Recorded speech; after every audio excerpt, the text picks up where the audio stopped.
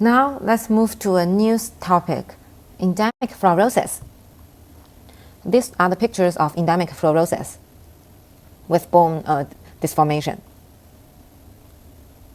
So endemic fluorosis is due to excess fluorine in certain areas, which cause the residents living in the environment are long-term exposed to excess of fluorine. And this is toxic because and it will cause or resulting in a chronic systemic disease, also known as endemic fluorosis disease. There are two main symptoms. The first one is skeletal fluorosis, and the second one is dental fluorosis. But before we move on, I would like to say that although excess fluorine is toxic or is harmful for human health, too little or too less of the fluorine is also bad. It's well known. One of the well-known consequences of insufficient fluorine is teeth caries. So as we can see from the pictures, these are the symptoms of endemic fluorosis. So in nature, the distribution of fluorine is actually widely spread, and it can be found almost all over the rocks, minerals, soil, atmosphere, natural water, plants, animals, and it's a chemically active compound that exists at room temperature.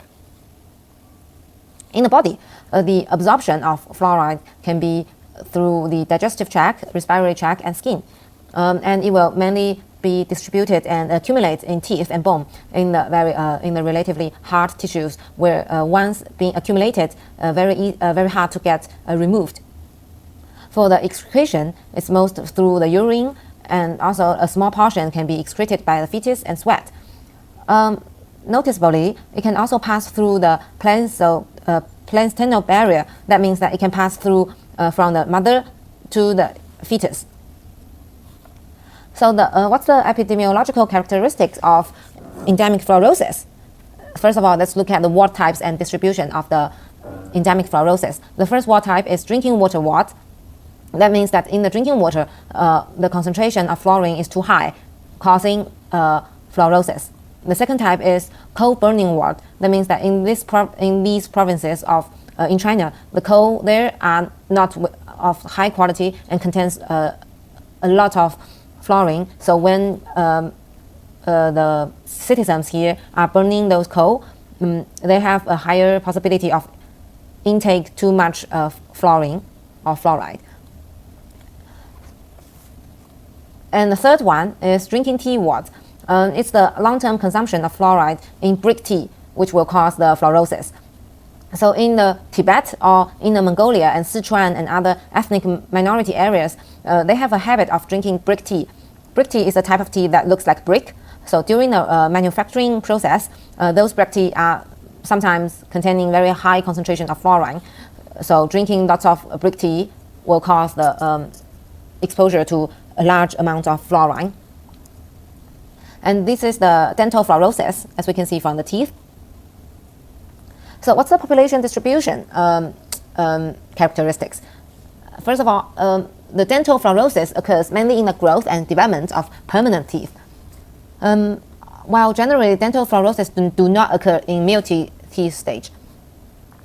This is for dental fluorosis. On the other hand, the incidence of skeletal fluorosis is in adults, and those incidence rates increase with age when age was increased, and the seriousness of illness is also increased with age. That's because, as we just mentioned, endemic fluorosis is a chronic disease, and it's because the fluorine concentration in human body is increased slowly because we are exposed to the fluorine. That's why with the age increase, the fluorosis symptoms will develop. There is no significant gender differences. It's also related to the length of the residence. As we just mentioned, that the longer the residence, the higher the prevalence of skeletal fluorosis. Also, there is a very interesting fact that the newly moved in residents are more sensitive to fluoride poisoning, and they can develop more severe fluorosis compared with the old traditional residents.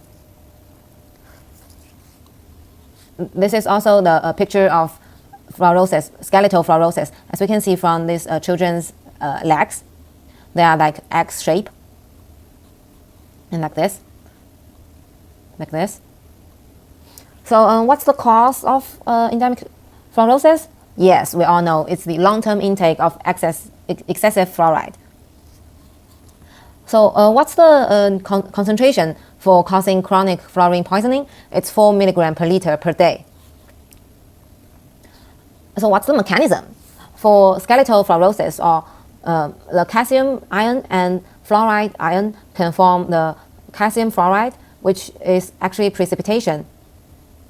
And it can cause the density of bone increase and causing the thickening of cortical bone.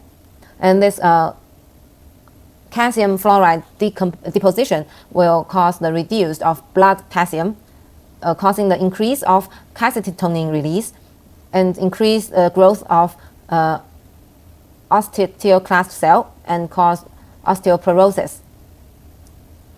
For fluoride teeth, too much fluorine causes the deposition of calcium fluoride, as we just mentioned before. So the animal mineralization is not complete. That's why the patient's teeth will show rough and chalky spots, streaks or plaques, and also pigmentation. As we can see from these pictures, this is the pigmentation of the teeth. So other than the bone and the teeth, fluoride can also cause toxic effect on the nervous systems, the muscles, kidney, blood vessels, and glands. Because fluoride can form complexes with metal ions such as magnesium and calcium. And as we know, magnesium and calcium are very important in enzyme. So this insoluble complexes formed by fluoride with those metal ions will change the structure of the enzyme and thus inhibit the enzyme activity. So clinical manifestation for dental fluorosis are glazed change and glazed coloring and glazed defect. So first of all, it will be a chalk type. It looks extremely white, but it's not the kind of white that has glowy one. Instead, it's more the chalk type.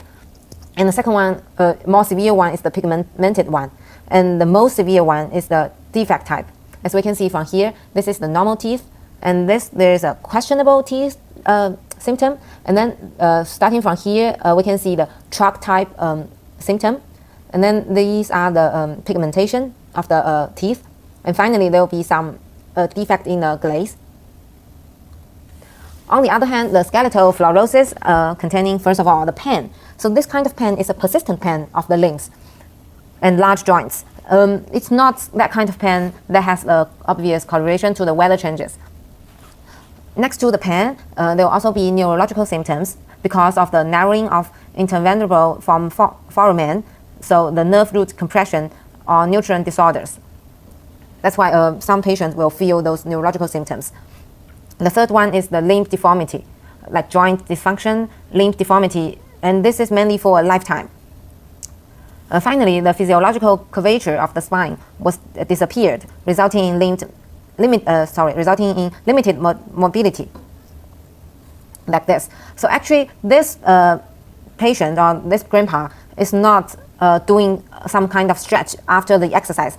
This poor man, actually, he cannot see the sunrise, and also because it cannot bend his bed backward to a normal straight form. So these patients are very pity that when they are alive, they can't see the sun. When they are dead, they can't get into a tomb because of this shape. And also some of them looks like this with an X-shaped bones skeleton. So for the diagnosis for dental fluorosis, first of all, if something is an endemic disease, the first thing that we need to confirm is that they have an epidemiological characteristic. That is, they are born or the childhood live in the fluorosis area or have a long-term fluoride exposure. And then mainly the tooth enamel with varying degrees of chalk-like changes and defects and pale brown-black pigmentation, like this. And for the skeletal fluorosis, first of all, again, they have to live in high fluoride areas. And secondly, they have some clinical manifestations that we have just mentioned before, including the pain, the skeleton disformation, neurological pain, also combined with X-ray findings and laboratory data. So how to prevent? It's very easy, right? If for drinking water fluorosis, we just need to change the water from high fluoride to low fluoride. Or we can collect the precipitation from the water. Normally, we don't really do this way by removal the fluoride from the drinking water because it's actually quite hard to do that. Secondly, if it's a burning coal fluorosis, which is first of all, we can improve the stoves, not to the open air stove, but to a stove where containing a fan or a ventilation system to reduce food fluoride pollution, or to limit the use of high fluoride coal. The third one is the tea-type fluorosis. It's caused by brick tea drinking. So we can actually develop some new type of brick tea that contains low fluoride. We can also reduce the fluorine content in brick tea. We can also use some low fluorine tea to substitute brick tea. And these are more pictures for the skeletal fluorosis. In general, the principle of treatment is to either reduce the fluoride intake and absorption or to promote the excretion of fluoride. Moreover, to antagonistic the anti-fluoride toxicity and to enhance the body's resistance and appropriate symptomatic treatment. That means there are three main types of treatment. First of all, to adjust the diet and to promote a balanced diet. Secondly, drug treatment to the symptoms, including the teeth and also the skeleton. Thirdly, fluorosis and dental treatment.